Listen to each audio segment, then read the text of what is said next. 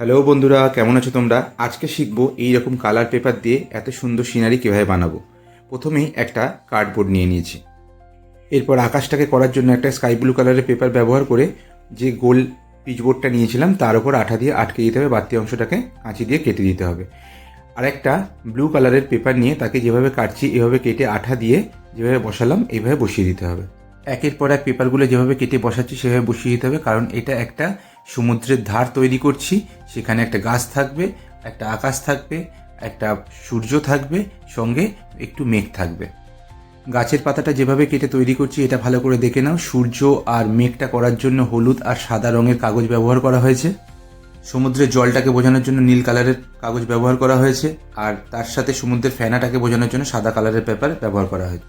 সমুদ্রের ধারের বালি আর গাছের কাণ্ডটাকে দেখানোর জন্য ব্রাউন কালারের পেপার ব্যবহার করা হয়েছে। কাগজের বাড়তি অংশগুলো যেগুলো কার্ডবোর্ড থেকে বেরিয়ে আছে সেগুলোকে কেটে বাদ দিয়ে দিতে হবে। এরপর স্কেচ পেন দিয়ে কিছু জায়গায় একটু ড্রয়িং করে দিতে হবে, যেমন গাছের গায়ে কিছু দাগ দিয়ে দিতে হবে, বালির ওপর কিছু দাগ দিয়ে দিতে হবে। ব্যাস, তাহলেই আমাদের সিনারিটা রেডি হয়ে যাবে। কেমন হলো আজকের সিনারিটা অবশ্যই জানিও। ভালো লাগলে লাইক, কমেন্ট, শেয়ার করো।